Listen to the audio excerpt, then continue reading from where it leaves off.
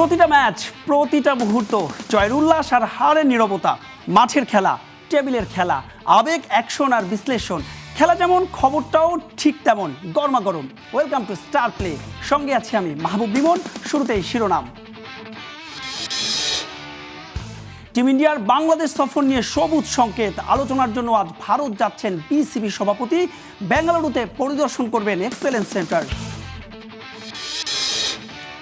Test series খেলতে কাল Australia যাচ্ছে টাইগাররা। শেষ দিনের অনুশীলনে বৃষ্টির বাগড়া। অজিদের স্লেজিং এড়াতে হান্নান সরকারের বিশেষ পরামর্শ। সাফ চ্যাম্পিয়নশিপের শুরু থেকেই হামজা ফারহানকে পাওয়া নিয়ে শঙ্কা।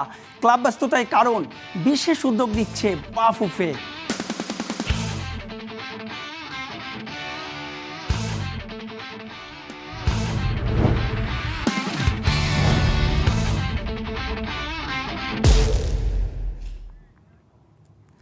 অবশেষে শেষ হলো মেহেদী হাসান মিরাজের ১৩ মাসের ওয়ানডে ক্যাপ্টেন্সি অধ্যায়। বুধবার বোর্ড সভায় লিটনের হাতে সাদা বলের দায়িত্ব তুলে দিয়েছে বাংলাদেশ ক্রিকেট বোর্ড। অন্যদিকে ক্রিকেটের উন্নয়নে ক্রিকেট এক্সেলেন্সি সেন্টার তৈরির সিদ্ধান্ত নিয়েছেন তামিম ইকবাল খান। তবে পূর্বাচল স্টেডিয়াম নিয়ে এখনও তাকিয়ে আছেন সরকারের দিকে। বাকিটা সহকর্মী রেদওয়ান শাওনের রিপোর্টে। দায়িত্ব গ্রহণের পর প্রথমবারের মতো গুরুত্বপূর্ণ বোর্ড সভা, জাতীয় দলের ক্যাপ্টেন্সি ইস্যু আর পূর্বাচল স্টেডিয়ামের ভবিষ্যৎ নিয়ে তামিম ইকবালদের দীর্ঘ আলোচনা। বৈঠক শেষে গণমাধ্যমের সামনে তামিম অবশ্য গুরুত্ব দিয়েছেন ভিন্ন প্রসঙ্গে। দেশের ক্রিকেট ইতিহাসে প্রথমবারের মতো ক্রিকেট এক্সেলেন্সি সেন্টার তৈরির সিদ্ধান্ত নিয়েছে বিসিবি। আমরা এক্সেলেন্স সেন্টারের কাজ খুব দ্রুত শুরু করে দিব। আর এটার যেহেতু আপনারা জানেন যে এখানে আমরা আসার আগে কয়েক বছর আগে পপুলাস এটা ডিজাইন করেছিলেন। ওদের সাথে একটা $9 লাখ পেমেন্ট পেন্ডিং আছে। ওই পেমেন্ট নিয়েও একটা আলোচনা হয়েছে। সো আশা করি এই ডিজাইন পাওয়ার পর আমরা পরবর্তী যে ডিসিশন আমরা ওই ডিসিশনটা নিব। But the board has agreed that বিসিবির ফান্ড আমরা ইউজ করে আমরা এই এক্সেলেন্স সেন্টারটা কমপ্লিট করে ফেলবো। ভবিষ্যতের ভাবনা থেকে এবার আসা যাক ক্যাপ্টেন্সি প্রসঙ্গে। ব্যাট হাতে অফ ফর্মে থাকা মেহেদী হাসান মিরাজের মাথা থেকে অধিনায়কের মুকুট খুলে দেয়া হয়েছে লিটনের হাতে। অবশ্য মিরাজের অবদানকেও স্মরণ করেছেন বিসিবি সভাপতি। আর লিটনের অধিনায়কত্বে মুগ্ধ বিসিবির পরিচালনা কমিটি। যে Miraz has been a successful captain, এটার থেকে না cricket board shy away and nobody is shying away. He has been a successful captain, plus ক্যাপ্টেনের চেয়ে him individually is way far important for Bangladesh cricket. আমার কাছে মনে হয় যে we are quite impressed with his leadership quality and the T20 team under him also did very well. So এগুলো অনেক কিছু কনসিডার করে আমরা এই জিনিসটা নিয়েছি। অস্ট্রেলিয়া সিরিজের আগে দলে একাধিক ইনজুরি। নিজেও ক্রিকেটার হিসেবে বিসিবির মেডিকেল টিম নিয়ে প্রশ্ন তুলেছিলেন তামিম। তবে নাহিদের ঘটনায় নড়ে চড়ে বসেছে ক্রিকেট বোর্ড। ইতিমধ্যেই নিয়োগ দেওয়া হয়েছে নতুন রিহ্যাব ম্যানেজার। একই সাথে মেডিকেল টিম নিয়েও বড় পরিকল্পনা তামিমের।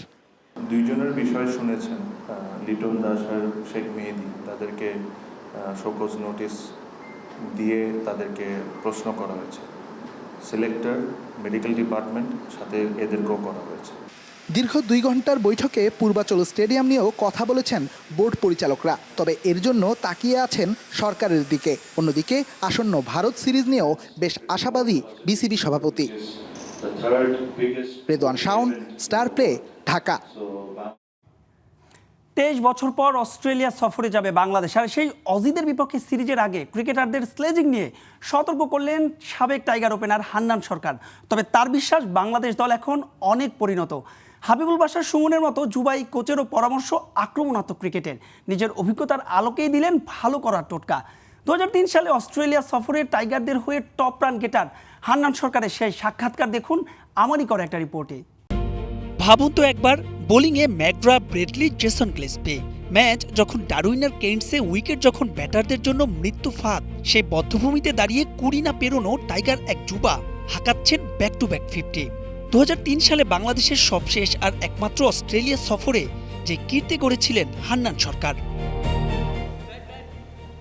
23 বছর পর আবারও অজিদের বিপক্ষে অ্যাওয়ে সিরিজ। বৈরী কন্ডিশনে সে সময় হান্নান করেছিলেন 2 টেস্টে 166 রান। দীর্ঘ বিরতির পর আবারও এই সফর যখন শ্বাস দূরত্বে, তখনও আলোচনায় এই ওপেনার করলেন সেই সিরিজের স্মৃতি রোমন্থন। প্রেশার ছিল, যাওয়ার আগে অনেক মানে একটা আলাদা প্রেশার কাজ করছিল যে আসলে এদের এগেনস্টে কীভাবে খেলবো অস্ট্রেলিয়া কন্ডিশনে। বাট লাক ফেভার করেছে নিশ্চিতভাবেই। ভালো প্রিপারেশন, ওই সময় যতটুকু আমাদের ফ্যাসিলিটি ছিল সেটার মধ্যে আমি প্রিপারেশন নেওয়ার চেষ্টা করেছিলাম। দিন শেষে ক্রিকেটে সবসময় আমরা একটা জিনিস বলি যে লাকটাও লাগে। সো সেখানে হয়তো আমি সেভাবে ক্লিক করেছিল, রাকও ফেভার করেছিল, সব কিছু মিলিয়ে পারফরমেন্সটা হয়েছিল। স্লেজিং আর অস্ট্রেলিয়া যেন একে অন্যের সমর্থক। টেস্টে যে মাত্রা বাড়ে আরও। 2003 সালে দু দলের ব্যবধান ছিল যোজন যোজন, তবে বর্তমানে ঘুচেছে তা। নর্মালি যে আমরা স্লেজিং যেটা বলি সেভাবে না বলে এমনভাবে একটা কিছু কনভারসেশন বা কিছু কথা বলছিল যেটা হয়তো আমাকে মানে ছোট করার মতো, মানে ডিরেক্ট একটা হয় না যে গালি দেওয়া, সেই বিষয়টা না, কিন্তু একটু পিঞ্চ করে ওই টাইপের একটা কথা, সো টোন বা ওই ধরনের ভাষা ইউজ করেছিল। আমাদের প্লেয়াররা এখন সেই জায়গা থেকে অনেক এগিয়ে। মানে এই 23 বছরে বললাম না যে 23 বছর আগের বাংলাদেশ টিম আর 23 বছর পরে বাংলাদেশ টিমের কিন্তু অনেক পার্থক্য রয়েছে। এখন আমরা যথেষ্ট স্মার্ট ক্রিকেট খেলি। পারফরমেন্স আপস এন্ড ডাউন হতে পারে, ভালো খারাপ হতেই পারে। টাইগার নির্বাচক হাবিবুল বাশির সুমন কদিন আগেই জানিয়েছিলেন অজিদের বিপক্ষে আক্রমণাত্মক ক্রিকেট খেলার পরামর্শ তার। প্রায় অভিন্ন পরামর্শ হান্নান সরকারেরও। এই দল নিয়ে তার আশার আলো ভিন্ন এক কারণে। এখন কিন্তু আমরা চিন্তা করি আমরা অস্ট্রেলিয়ার সঙ্গে জিতবো। অস্ট্রেলিয়া নিশ্চিতভাবেই ভালো একটা দল, স্ট্রং দল হিসেবেই তারা স্কোয়াড দিয়েছে। বাট স্টিল আমরাও কিন্তু টেস্ট ক্রিকেটে অনেক এগিয়ে এসেছি 23 বছর আগের সঙ্গে কম্পেয়ার করলে। সো এখন কিন্তু আমরা ডিফারেন্ট মোটিভ নিয়ে যাচ্ছি। তখন আমরা যখন গিয়েছিলাম তখন আমরা ম্যাচটাকে কীভাবে 4 দিন বা নিতে পারি বা ড্র করতে পারি, ড্র আসলে অসম্ভবই ছিল অনেকটা, বাট কীভাবে আমরা ম্যাচটাকে লম্বা করতে পারি। বাট এবার কিন্তু আমরা যাচ্ছি কীভাবে আমরা ম্যাচটা জিতে আসতে পারি। সো এই যে 23 বছরের যে দূরত্বটা, সেই দূরত্বে কিন্তু আমাদের মানসিকতারও চেঞ্জ এসেছে। অজি কন্ডিশনে অন্য সবার মতো নাহিদ রানাকেও মিস করবেন হান্নান সরকার, তবে মেনে নিয়েছেন বাস্তবতা। এই দলকে নিয়ে হচ্ছেন ইতিবাচক। Mahbub Rimon, star play, Dhaka. Team ইন্ডিয়ার বাংলাদেশ সফর নিয়ে নতুন আশার আলো। আর এই সফর নিয়ে ইতিবাচক সিদ্ধান্ত নিতেই ভারত যাচ্ছেন বিসিবি সভাপতি তামিম ইকবাল খান, যেখানে বৈঠকে বসবেন বিসিসিআইয়ের ঊর্ধ্বতন কর্মকর্তার সঙ্গে। শুধু তাই নয়, বেঙ্গালুরুতে পরিদর্শন করবেন ক্রিকেট এক্সেলেন্স সেন্টার, আর যেই আদলেই বানানো হতে পারে পূর্বাচল স্টেডিয়াম। বাকিটা থাকছে সহকর্মী রেদওয়ান শাওনের রিপোর্টে।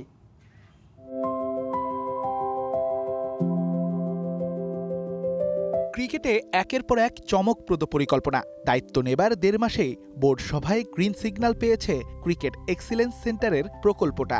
যেন নিজের দেখা স্বপ্নগুলো একে একে পূরণ করার মিশনে তামিম ইকবাল খান।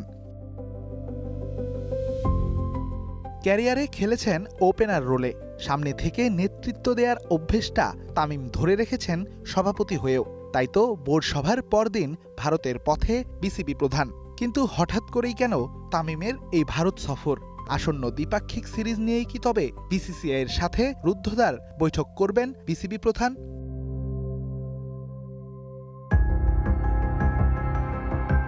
সফরে প্রথমেই তামিমের গন্তব্য হবে ভারতের বেঙ্গালুরুতে অবস্থিত বিসিসিআইয়ের সেন্টার অব এক্সিলেন্সে।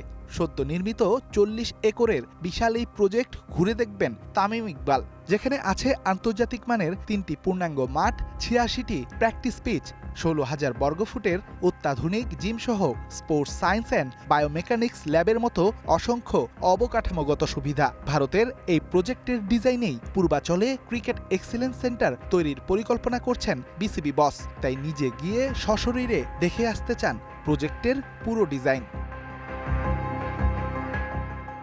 নাজমুল হাসান পাপনের আমলে অস্ট্রেলিয়ান প্রতিষ্ঠান পপুলাসের ডিজাইনে পূর্বাচলে ক্রিকেট স্টেডিয়াম সহ পূর্ণাঙ্গ কমপ্লেক্স তৈরির পরিকল্পনা করেছিল তৎকালীন ক্রিকেট বোর্ড। সে ডিজাইনে পরিবর্তন আনতে চান তামিম, জানিয়ে ইতিমধ্যেই পপুলাসকে ডিজাইন পরিবর্তনের নির্দেশনা দিয়েছেন তিনি। তবে তামিমের এই সফরে আলোচনায় থাকতে পারে ভারতের সাথে দ্বিপাক্ষিক সিরিজ। গুঞ্জন আছে সেপ্টেম্বরে হতে যাওয়া এই সিরিজ মাঠে গড়াতে বিসিসিআইয়ের সাথে সশরীরে আলোচনায় বসতে পারেন বিসিবি সভাপতি। যদিও তামিমের দাবি সিরিজের সবকিছুই নির্ভর করছে দুই দেশের সরকারের ওপর। আমি আলোচনা করছি বিসিসিআইয়ের সাথে, বিসিবি মেইলসের এক্সচেঞ্জ হচ্ছে। আমরা চেষ্টা করছি যে সব দিক থেকে, আমি আশা করি তারা আসবেন। বাট একটা জিনিস we need to all understand, আমি BCB and then I am BCB president everything, and there is also a line that I should never cross. So আমার জায়গা থেকে আমার দায়িত্বের মধ্যে যতটুকু করা সম্ভব হচ্ছে, I am talking to people, I am trying to tell him what advantages it has with India series and all those things. But there are certain things that are beyond my control. সংক্ষিপ্ত এই ভারত সফরে তামিমের সঙ্গী হবেন বিসিবির আরেক board পরিচালক শাহনিয়ান তানিম। সফর শেষে হয়তো জানা যাবে কতটা সফল হয়েছে তামিমের ভারত ভ্রমণ। Redwan Shaon, star play, Dhaka. মিরপুরের হোম অফ ক্রিকেটে আজ ব্যস্ততম দিন। তামিম দলের ভারত গমন কিংবা কাল বাংলাদেশের অস্ট্রেলিয়ায় যাওয়া, এর বাইরেও অনুশীলন করেছে টিম টাইগার। এসব বিষয়ে সবশেষ তথ্য জানাতে হোম অফ ক্রিকেট থেকে যুক্ত হচ্ছেন সহকর্মী কেম সনি। সনি, নিশ্চয়ই শুনতে পাচ্ছেন, কি আপডেট আছে আপনার কাছে? বৃষ্টি নেমেছে, ঠিকঠাক অনুশীলন করতে পেরেছে তো? আর তামিম ইকবালেরই বা ভারত সফর নিয়ে কি আপডেট আছে আপনার কাছে? ধন্যবাদ রিমন। দীর্ঘ 23 বছর পর কিন্তু অস্ট্রেলিয়ার মাটিতে টেস্ট সিরিজ খেলতে যাচ্ছে বাংলাদেশ। আগামীকাল তারা রওনা করবে অস্ট্রেলিয়ার উদ্দেশ্যে। এর আগে তারা পেসাররা ঐচ্ছিক অনুশীলন করেছে এই মিরপুরে। ইলশেগুড়ি বৃষ্টিতে কিন্তু তারা অনুশীলন সেরেছে এবং আমি দেখেছি এখানে কিন্তু ফুটবল নিয়ে তারা একটু ড্রিলিং করেছেন। হাসান মাহমুদ, এরপর মুশফিক হাসান, তারা কিন্তু ফুটবল নিয়ে একটু প্র্যাকটিস করেছেন। সবচেয়ে যেটি গুরুত্বপূর্ণ বিষয় সেটি হলো ইবাদত। তিনি কিন্তু ফিরেছেন অনুশীলনে, যদিও তিনি এই সিরিজে ছিলেন না, তারপরেও সন্তান সম্ভ্রম বা স্ত্রীর পাশে থাকার জন্য ছুটি নিয়েছিলেন। কিন্তু যখন শরীফুল ইসলাম এবং নাহিদ রানা ইনজুরিতে পড়লেন, তখন বিসিবি থেকে তাকে অনুরোধ করা হয় এবং তিনি ফিরেছেন। তিনি দেশের হয়ে খেলার জন্য তিনি দলের সাথে রওনা করবেন। এর চেয়ে বড় যেটি একটি বিষয় আছে আমার কাছে, সেটি আপনাকে জানাতে চাই। সেটি হলো তামিম ইকবালের ভারত সফর। তামিম ইকবাল তিনি কিন্তু গতকালকে বলেছিলেন ভারত বাংলাদেশ সিরিজ নিয়ে বিসিসিআইয়ের সাথে ইমেল আদান প্রদান হচ্ছে, কিন্তু তামিম ইকবাল হুট করেই কিন্তু ভারত সফরে যাচ্ছেন আজকে এবং এই সফরকে আরও সফল করতে এবং এই সফর তার এই বাংলাদেশ ভারত সিরিজকে আরও মানে দ্রুত কিভাবে এটাই সফল করা যায় সেই উদ্দেশ্যে কিন্তু রওনা হচ্ছেন তিনি আজকেই। এই ছিল আমার কাছে এখান থেকে এখন পর্যন্ত সর্বশেষ। অনেক ধন্যবাদ সনি আপনাকে। থাকুন আপনি, শান্তর প্রেস মিট নিয়েও নিশ্চয়ই আপডেট দিবেন। এবারে জানাবো দেশের ফুটবলের খবর। ফিফা উইন্ডো শুরু হওয়ার 5 দিন আগেই শুরু হবে সাফ চ্যাম্পিয়নশিপ। তাই তো শঙ্কা দেখা দিয়েছে, বাংলাদেশের 2 সুপারস্টার হামজা আর ফারহানকে পাওয়া যাবে তো? আর যদি তাদের পাওয়া না যায়, সেই পরিকল্পনাটাই কেমন হবে? এসব বিষয়ে খোলামেলা কথা বলেছেন বাফুফে সহসভাপতি ফাহাদ করিম। সেই রিপোর্টটাই দেখব সহকর্মীর রিপোর্টে। সাফ চ্যাম্পিয়নশিপ শুরু হবে 4 নভেম্বর থেকে, আর ফিফার আন্তর্জাতিক বিরতি শুরু 9 নভেম্বর থেকে। ক্লাবগুলো ফিফার উইন্ডো ছাড়া ফুটবলারদের ছাড়তে বাধ্য নয়। আর এখানেই উঠছে বড় প্রশ্ন, সাফে বাংলাদেশের 2 শক্তির জায়গা হামজা চৌধুরী আর ফারহান আলী ওয়াহিদ। ইংলিশ লিগে খেলা এই 2 ফুটবলারকে ছাড়বে তো তাদের ক্লাব? ক্লাবের ইচ্ছের বাইরে হামজা বা ফারহানকে আনার সুযোগ নেই, তবে বাফুফে তাদের চেষ্টা শুরু করেছে এখন থেকেই। ক্লাব কিন্তু বাউন্ড না তাদেরকে ছাড়তে, এটাকে মেনে রেখে আমাদের কাজ করতে হবে। বাট সেটাকে মিটিগেট করার জন্য আমরা এখন থেকেই তাদেরকে পার্সোনালি ইনফর্ম করেছি এবং যে মুহূর্তে তাদের ক্লাব চূড়ান্ত হবে তাদের ক্লাবকে আমরা অফিসিয়ালি জানাবো এবং রিকোয়েস্ট করবো যেন 3-4 দিন আগে তারা যেন ছাড়তে পারে। দেন উইল সি কি হয় ইনশাআল্লাহ। যদি কোনো কারণে শুরুতেই এই 2 ফুটবলারকে না পাওয়া যায়, তাহলে উইন্ডো শুরুর পরের ম্যাচগুলোতে খেলানো হবে তাদের। মোস্ট লাইকলি ডিপেন্ড করে প্রিমিয়ার লিগে কারা খেলছে। অন্য যে লিগগুলো হয় ওটার টাইমিংটা একটু ফ্লেক্সিবল হয়তো বা, I am not sure. But যদি আসতে না পারে তাহলে তো ওদেরকে ছাড়াই খেলতে হবে। বাট যখন আসবে ইনশাল্লাহ, সো ওটার জন্য ইনফ্যাক্ট আমরাও ওয়েট করছি ফিক্সচারটা আউট হলে, যে ফিক্সচারটা কীরকম হয়। অ্যান্ড উই হোপ যে ফিক্সচারটা এমন করে হয় যেন থাকে না যে আপনার রিস্কি খেলাগুলো যেন উইন্ডোর ভিতরেই পড়ে। নভেম্বরের উইন্ডোতে বাংলাদেশের খেলার কথা ছিল লিথুনিয়ার সাথে, তবে সাফের কারণে তা সম্ভব হচ্ছে না। কিন্তু বাফুফে চাইছে পরবর্তীতে কোনো এক সময় ইউরোপের দেশটির বিপক্ষে খেলতে। নভেম্বরের পরে সামারে, কারণ তারপর তখন খুব ঠান্ডা পড়ে যায়, সামারে আমরা কখন আসতে পারি আমরা যেন তাদের সাথে নিয়মিত যোগাযোগ রাখি এবং তাদের জেনারেল সেক্রেটারির সাথে আমাদের জেনারেল সেক্রেটারি একদম নিয়মিত যোগাযোগ আছে। তাদের নারী দলকেও আমরা ইনভাইট করেছি বাংলাদেশে আসার জন্য, সেটা একটা পসিবিলিটি আছে। ওমেন্স টিমটাকে কনসিডার করে অনেক সময়, বাট ওটা মানে এখন কোনো চূড়ান্ত হয়নি, but we are in close discussion. তো আমি বিশেষ করে এই বছর হয়তো হবে না, বাট আগামী বছর ডেফিনেটলি আমার একটা দৃঢ় বিশ্বাস লিথুয়ানিয়া গিয়ে বাংলাদেশে খেলা হবে ইনশাআল্লাহ। সাফের আগে সেপ্টেম্বরে প্রস্তুতির জন্য দেশের মাটিতে আরও একটি টুর্নামেন্ট আয়োজনের কথাও ভাবছে বাফুফে। আমরা ভাবছিলাম এই উইকে পাবো, বাট এই উইকে যেহেতু উনি বাইরে ছিলেন। ইয়াসির আরাফাত সবুজ, স্টার প্লে, ঢাকা। ফারহান আলী ওয়াহিদ আর জায়ান হাকিমের সঙ্গে আরও 3 অরিজিনাল ফুটবলার আসছেন সেপ্টেম্বরে।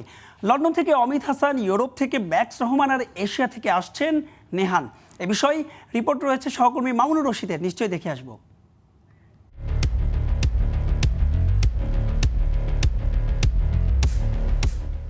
ফারহান আলী ওয়াহিদ আর জায়ান হাকিমের সাথে আরও 3 অরিজিন ফুটবলার আসছে সেপ্টেম্বর উইন্ডোতে, আগেই জানিয়েছে স্টার প্লে। তাদের মধ্যে 2 জন ফরওয়ার্ড, 1 জন সেন্টার ব্যাক।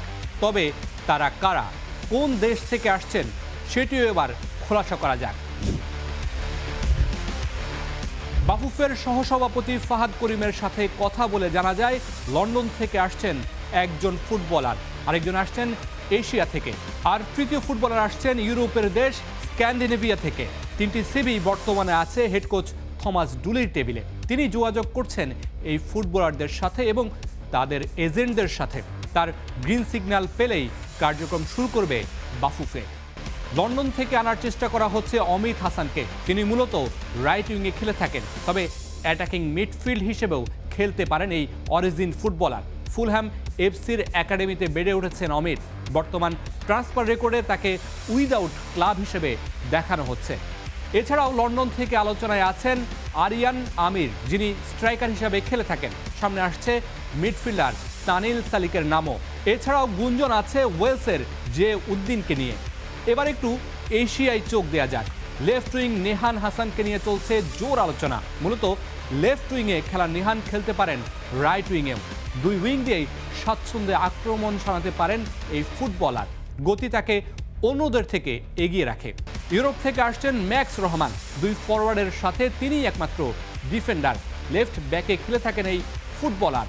আধুনিক ফুটবলে তিনি ফুল ব্যাক হিসেবে উইংয়েও খেলতে পারেন। সুইডেনে বেড়ে ওঠা এই ফুটবলার বর্তমানে আছেন সুইডেনের অ্যাংবাই আইএফ ক্লাবে। 5 ফুট 11 ইঞ্চি লম্বার এই ডিফেন্ডার আধুনিক ফুটবলে বাংলাদেশের ডিফেন্সে হতে পারেন অন্যতম ভরসা। ইউরোপের স্ক্যান্ডিনেভিয়া থেকে আসার আলোচনায় নিলয় ভ্যান্ডার ফ্লুগের নাম থাকলেও আপাতত সেটি হচ্ছে না। দ্বৈত নাগরিকত্বের জটিলতায় পাসপোর্ট জমা দেওয়া ইস্যুতে এখনও সিদ্ধান্ত নিতে পারেননি নিলয়। তবে বাফুফে নিলয়ের অনুমতি পেলেই শুরু করবে কাজ। Mamunur Rashid, star play. বিশ্বকাপে বিতর্ক তৈরি করে শাস্তির মুখে আর্জেন্টিনা। রাজনৈতিক ব্যানার ও ফাইনালে বিশৃঙ্খলার কারণে ফিফার তদন্তে সাজা পাচ্ছে আলবিসেলেস্তে ও স্পেন দলের 5 সদস্য। কার বিরুদ্ধে কি অভিযোগ, কারা কারা তদন্তের মুখে, কার কি কি শাস্তি হতে পারে জানাচ্ছেন তানজিম ঐশী। পুরো বিশ্বকাপ জুড়েই আর্জেন্টিনা ফিফার কাছ থেকে বিশেষ সুবিধা পেয়েছে কিনা তা নিয়ে তর্ক বিতর্ক হতেই পারে। তবে বিশ্বকাপ শেষে আলবিসেলেস্তেদের বড় অসুবিধার কারণ হয়ে দাঁড়িয়েছে ফুটবলের এই সর্বোচ্চ নিয়ন্ত্রণ সংস্থা। বিশ্বকাপে ঘটে যাওয়া একের পর এক বিতর্কিত ঘটনায় তদন্তে আর্জেন্টিনা ফুটবল ফেডারেশন কয়েকজন খেলোয়াড় আর কোচিং স্টাফের বিরুদ্ধে আনুষ্ঠানিক শাস্তিমূলক কার্যক্রম শুরু করেছে ফিফা। সবচেয়ে বড় অভিযোগটা এসেছে ইংল্যান্ডের বিপক্ষে সেমিফাইনালের পর উদযাপন থেকে। আটলান্টায় ইংল্যান্ডের বিপক্ষে 2-1 গোলের নাটকীয় জয়ের পর আর্জেন্টিনার কয়েকজন খেলোয়াড় তুলে নিয়েছিলেন একটা ব্যানার, যাতে লেখা ছিল লাস মালভিনাস সন আর্জেন্টিনাস, অর্থাৎ মালভিনাস বা ফকল্যান্ড আর্জেন্টিনার। এমনকি মাঠে প্রদর্শনের পর সেটা ভাঁজ করে দলের ব্যাকরুম স্টাফের হাতে তুলে দেওয়া হয়। স্কাই স্পোর্টসের প্রতিবেদন অনুযায়ী আর্জেন্টিনা যদি বিশ্বকাপ জিতত তাহলে শিরোপা উদযাপনেও একই ব্যানার আবারও দেখা যাওয়ার সম্ভাবনা ছিল। আর ঠিক এখানেই আপত্তি ফিফার। ডিসিপ্লিনারি কোডের ধারা 13.2 সি অনুযায়ী কোনো ক্রীড়া আসরকে রাজনৈতিক বা খেলার বাইরের বার্তা প্রচারের জন্য ব্যবহার করা যাবে না। এমনকি মাঠের বিতর্কের পর ব্যানারটা ঘিরে শুরু হয়েছিল রাজনৈতিক বিতর্কও। তবে অভিযোগের তালিকা এখানেই শেষ নয়। ফিফার অভিযোগপত্রে রয়েছে বৈষম্যমূলক স্লোগান, অঙ্গভঙ্গি, ম্যাচ নির্ধারিত সময়ের পরে শুরু হওয়া, ম্যাচ প্রোটোকল না মানা, এছাড়াও ফাইনালে বিশৃঙ্খলা সহ একাধিক অভিযোগ। ফাইনালে ম্যাচ হারের পর শুরু হয়েছিল দুই দলের খেলোয়াড়দের মধ্যে ধাক্কাধাক্কি, তর্ক আর পরে হাতাহাতি। সে ঘটনায় সবচেয়ে বেশি আলোচনায় ছিলেন আর্জেন্টিনার মিডফিল্ডার লিয়ান্দ্রো পারেদেস। স্পেনের খেলোয়াড়দের ধাক্কা দেয়া, গাভির সঙ্গে সংঘর্ষে জড়ানো আর এরিক গার্সিয়াকে মাটিতে ফেলে দেওয়ার অভিযোগে তার বিরুদ্ধে আনা হয়েছে আক্রমণের 3টা অভিযোগ। Defender Nahuel Molina, Thiago Almada, আর্জেন্টিনার সহকারী কোচ রবার্তো আয়ালার বিরুদ্ধেও রয়েছে অভিযোগ। অন্যদিকে স্পেনের মিডফিল্ডার গাভির বিরুদ্ধেও অখেলোয়াড় সুলভ আচরণের অভিযোগ আনা হয়েছে। ফিফা জানিয়েছে অভিযুক্ত সবাইকে নিজেদের বক্তব্য উপস্থাপনের সুযোগ দেওয়া হবে। সব পক্ষের জবাব দেওয়ার পরই ডিসিপ্লিনারি কমিটি চূড়ান্ত সিদ্ধান্ত জানাবে। Tanzim Oishi, star play. খেলাও থামবে না, খবরও না। প্রতিদিন দুপুর 1:30 রাত 8টা। সবাইকে সঙ্গে থাকার জন্য ধন্যবাদ।